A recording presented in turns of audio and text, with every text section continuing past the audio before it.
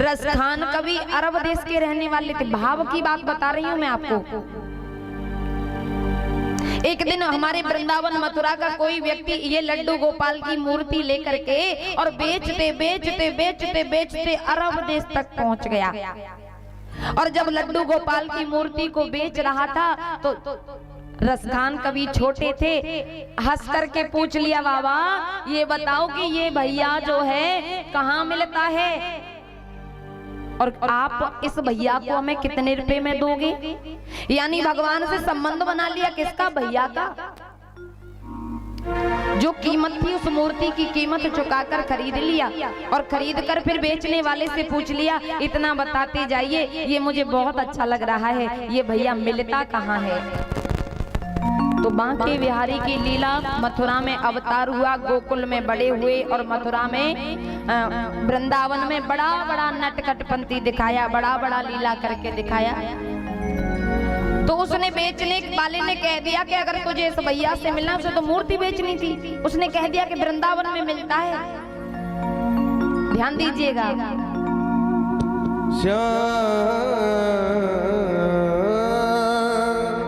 और जैसे उस भक्त ने मूर्ति बेचने वाले से पूछा, कन्हैया कहाँ मिलता है श्रीधाम वृंदावन का जब एड्रेस बताया, तो वो रसखान भक्त श्रीधाम वृंदावन आ गए। मगर सभी भक्तों से उनकी स्थान, उनका पता पूछते और कहते हैं, ओ कोई श्याम सावरे का, ओ कोई श्याम सावरे का, मुझको बता बता, ऊपर हाथ करके ताली बजाते हुए, मुझको बता बता दो, कोई श्याम सावरे का, कोई श्याम सावरे का, मुझको बता बता दो, मुझको बता दो। लेकिन बहुत भक्तों ने पूछा है, बाबा श्याम नाम के हजारों आदमी है ब्रज में, मगर उनकी पहचान क्या है। तो भक्त ने कहा, राधा का है दीवाना, ओ राधा का है दीवाना, उस श्याम से मिला दो, ओ राधा का है दीवाना, ओ राधा का है दीवाना, उस श्याम से मिला दो, उस श्याम से। मैं चाहूंगा एक बार दोनों हाथ उठाएं।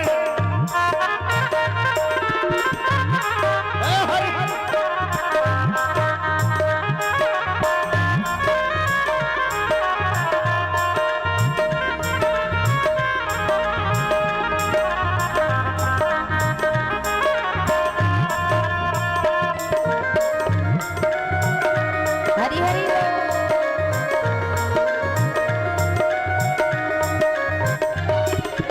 और आवाज दूं तो पहचान ले, मैं कौन हूँ वो ये जान ले, आवाज दूं तो पहचान ले, मैं कौन हूँ वो ये जान ले।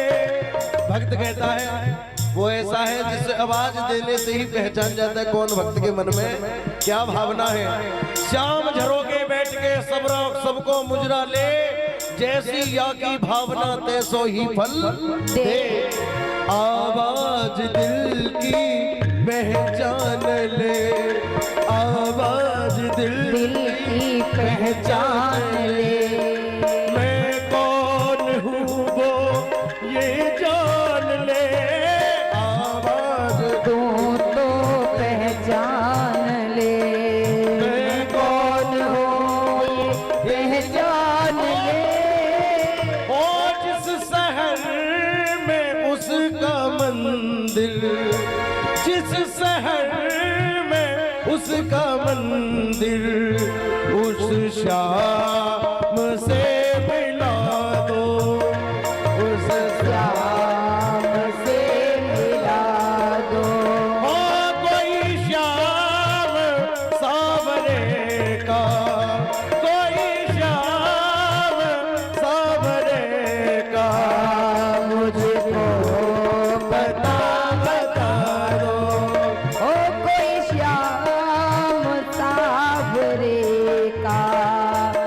मुझको पता बता दो। ओ राधा का है दीवाना, ओ राधा का है दीवाना, उस श्याम से मिला दो। बोलवा के बिहारी लाल की जय जय श्री राम। ध्यान देना कि अपने हिंदुत्व को ना मानने वाले, अपनी संस्कृति को ना जानने वाले, अपने रास्ते को जो ना चुनने वाले, वो ध्यान देंगे। रसखान कवि अरब देश के रहने वाले थे। वृंदावन का कोई कारीगर गया और जाकर के मूर्ति बेचने लगा। रसखान कवि ने छोटी उम्र में उस मूर्ति को खरीद लिया।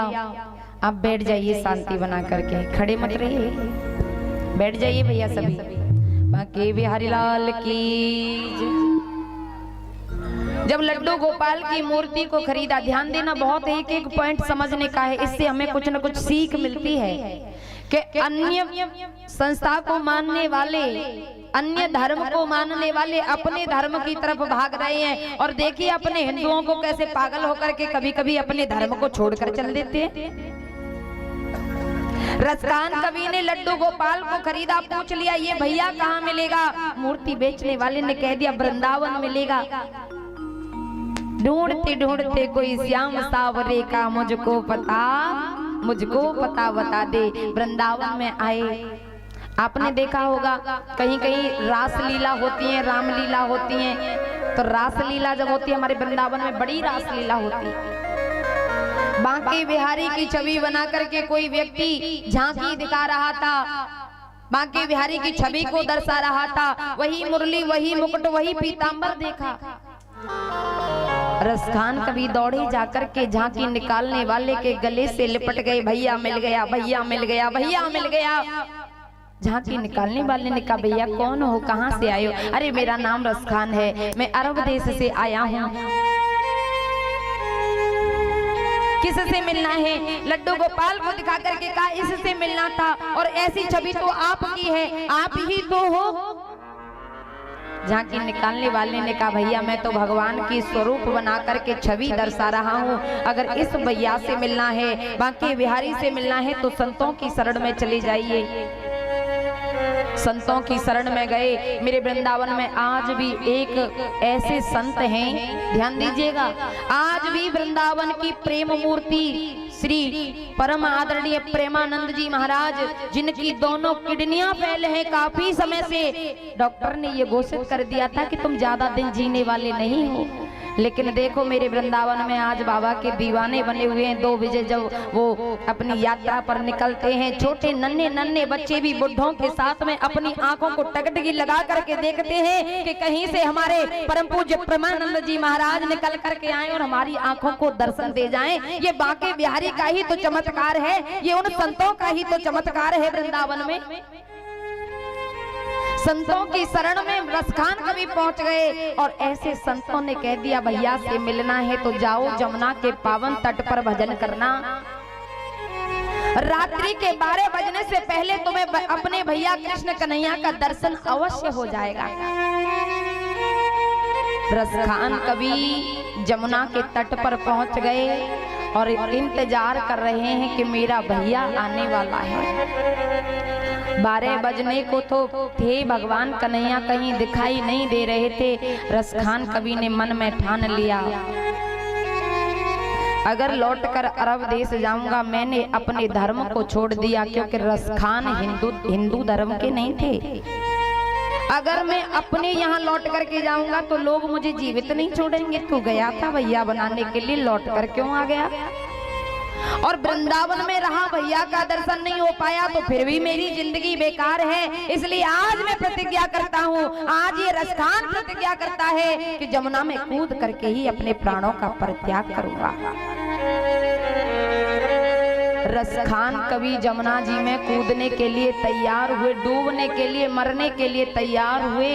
और जो छलांग लगाने ही वाले थे, मेरे बांके बिहारी प्रकट हो गए। बोलिए बांके बिहारी। बिहारी लाल की। और बांके बिहारी ने रसकान कवि को अपने हृदय से लगा लिया। बोलिए भक्त वत्सल भगवान की। रसखान कवि को भगवान ने अपने हृदय से लगाया। रसखान कवि ने जो प्रभु का दर्शन किया, प्रतिज्ञा कर ली, प्रभु कभी लौटकर अरब देश जाने वाला नहीं हूँ, कभी लौटकर आपको छोड़कर, वृंदावन की भूमि को छोड़कर किसी अन्य कंट्री में, अन्य प्रांत में नहीं जाऊंगा, क्योंकि मुझे केवल आपका दर्शन चाहिए था। वो आपका दर्शन मुझे मिल गया। कुछ लोगों ने कहा, अरे रसखान क्यों पागल होता है, ये तेरा धर्म नहीं है कि तू कृष्ण कृष्ण गाए। ध्यान देना, रसखान कवि ने कह दिया था कि ब्रह्म से काम हमें न कछु, काऊ और की राह न जामनी है, ब्रज की रज में रत है कि फिरूं, ये प्रीति की रीत निभामनी है, ब्रज में ही गाय चराया करूं, सुन ग्वालन की गोहरामनी है। जब बांके बिहारी के द्वारे पे वो एक कर्म की रेख मिटामनी, कर्म की रेख मिटामनी है।